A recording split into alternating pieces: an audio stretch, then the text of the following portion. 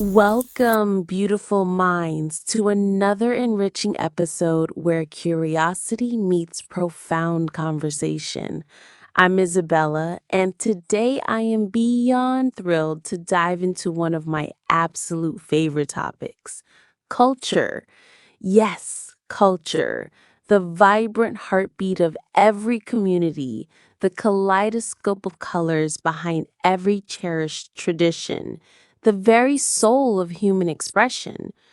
From the nuanced way we greet strangers to how we jubilantly celebrate love, food, family, or even the profound silence found in contemplation.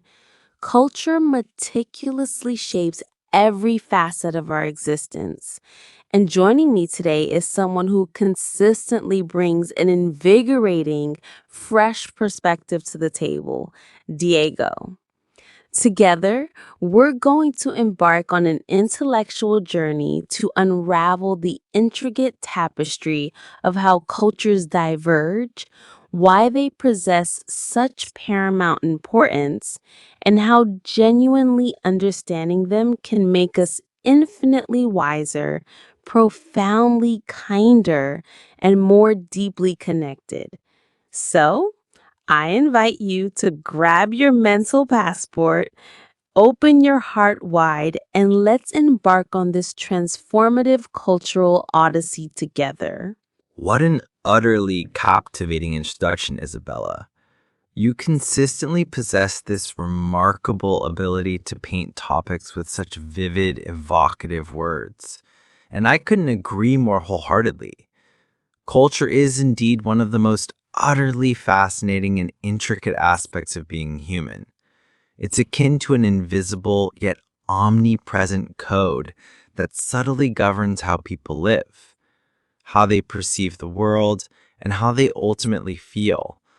I was fortunate to grow up in Mexico, and my culture is an exuberant celebration, overflowing with dazzling colors, boisterous festivities, soul-stirring music, and above all, an unwavering, profound reverence for family. But when I journeyed to Japan, for instance, I was immediately struck by an entirely different world. Serene, almost hushed streets, the eloquent simplicity of bowing as a greeting, and pervasive ethos of minimalism, and a deeply ingrained sense of harmonious equilibrium. This profound encounter unequivocally made me realize the sheer magnitude of knowledge and wisdom we can acquire when we courageously step outside our own familiar bubble. Precisely, Diego. I vividly recall the very first time I visited Morocco. The hauntingly beautiful call to prayer echoing majestically across the ancient city, the intoxicating aroma of exotic spices wafting through the bustling markets, the overwhelming generosity and genuine hospitality of complete strangers. It was all so utterly magical, almost ethereal. I learned there that in Moroccan culture, the simple act of offering tea isn't merely about the beverage itself. It's a deeply symbolic ritual about sharing an intimate moment, about forging a profound, enduring connection. And that, in essence, is the unparalleled beauty of culture. It unequivocally teaches us that there isn't just one prescriptive right way to live. Every single culture offers a unique and invaluable lens through which to perceive and interpret the world.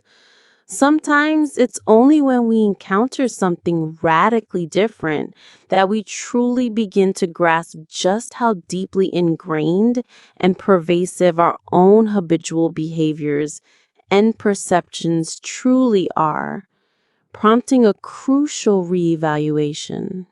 That's so incredibly true, Isabella.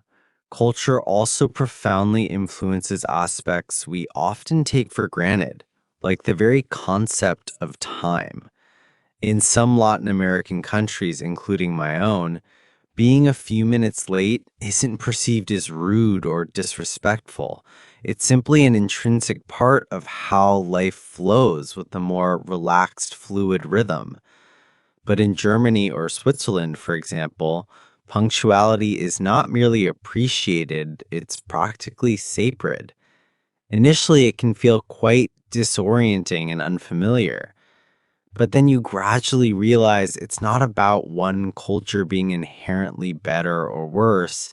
It's fundamentally about differing core values. Where one culture might deeply value flexibility and interpersonal warmth, another might prioritize precision and structured order. And when we hastily judge others without genuinely understanding that underlying cultural context, we tragically miss an invaluable opportunity for personal growth and expanded comprehension. Beautifully articulated, Diego. And I strongly believe that language plays an immensely pivotal role in shaping culture as well. For instance, in Polish, where I am originally from, we possess specific, intricate forms of politeness that subtly shift based on age, the nature of the relationship, and the specific occasion. It's meticulously woven directly into the very fabric of our grammar. Meanwhile, in English, the linguistic approach is notably more neutral, arguably more relaxed. These fascinating linguistic differences profoundly reveal how various societies conceptualize hierarchy, express respect, or establish degrees of familiarity. And when you earnestly embark on learning a new language, you're not merely memorizing vocabulary. You are, in fact, stepping into an entirely new cognitive framework, a distinct way of perceiving and interpreting reality. Yes, and culture also vividly manifests itself in how individuals express their deepest emotions. In some cultures, such as Italian or Brazilian, openly expressing joy, anger, or excitement is considered entirely natural and uninhibited. It's often loud, demonstrative, and brimming with passion. But in Nordic cultures, for instance, emotional restraint and controlled demeanor are highly valued. This doesn't imply that people feel less intensely. It simply means they choose to express those feelings differently. Once you grasp this fundamental distinction, you cease to misinterpret silence as aloofness or genuine enthusiasm as impropriety. You begin to listen not just with your ears, but with your eyes and your heart, discerning the subtler, nonverbal cues. And food. How can we possibly discuss culture without reverently mentioning food? Every single dish tells a captivating story. Every distinct flavor profile carries centuries of history and tradition within it. In Turkey, breakfast is not just a meal, it's an elaborate event featuring an exquisite spread of cheeses, succulent olives, fresh tomatoes, artisanal bread, and comforting tea. It's a cherished, almost sacred daily ritual. In France, meals are unhurried, leisurely affairs, punctuated by rich, engaging conversation. In some Asian cultures, the act of sharing dishes from communal plates instead of individual portions profoundly symbolizes unity and collective respect. The very manner in which people eat reveals so much about their way of life. Even seemingly simple table manners carry deep, nuanced cultural meanings. Absolutely. And don't even get me started on traditions and holidays. Day of the Dead in Mexico isn't about somber mourning. It's a vibrant, joyous celebration of remembrance, a festive tribute to those who have passed on. In India, Holi is an explosion of color and a profound celebration of forgiveness. In Finland, they embrace and even celebrate silence through the ritual of saunas. These rituals are far from arbitrary. They meticulously carry centuries of deeply held beliefs, spiritual healing, and a strong sense of collective identity. And when you participate in them, even as an outsider, you feel as though you've touched something ancient, something sacred, something profoundly human. Yes, and I genuinely believe that actively exploring other cultures makes you more profoundly human. It cultivates empathy within you. It undeniably humbles you.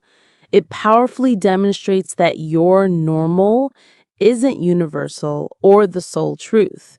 And that understanding is incredibly potent. When we grasp this, we cease to fear the unknown. We begin to appreciate difference instead of resisting it. Whether it's through extensive travel, immersive books, captivating films, or simply by attentively listening to someone's personal story, culture connects us in ways no technology could ever truly replicate. Precisely. And I'd emphatically add cultural awareness is an indispensable life skill now. In this increasingly globalized world, we work, we study, and we communicate with people from every conceivable corner of the planet. Understanding different cultural norms isn't merely polite, it's absolutely essential for effective interaction. It helps us avoid costly misunderstandings, build stronger, more authentic trust, and create inclusive spaces where everyone feels truly seen, heard, and valued. When you genuinely endeavor to understand someone's culture, you are effectively conveying a powerful message. I see you. I respect you. You matter. Yes, Isabella. That's what it all ultimately boils down to. Seeing one another fully and completely. Culture is the vibrant soul of a people.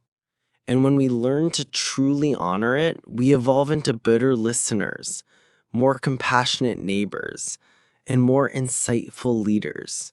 So, to everyone listening, I earnestly encourage you, go forth and explore a culture that is currently unfamiliar to you. Read a poignant poem in another language. Dare to try a new exotic dish. Watch a compelling documentary that expands your horizons. Engage in conversation with someone from a vastly different background. And most importantly, remain insatiably curious. Because curiosity unfailingly leads to profound understanding. And understanding, in its purest form, inexorably leads to lasting peace. I'm Isabella, and I am profoundly grateful you joined us on this illuminating journey today. Until next time, keep learning, keep loving, and keep embracing the magnificent diversity of the world, one culture at a time.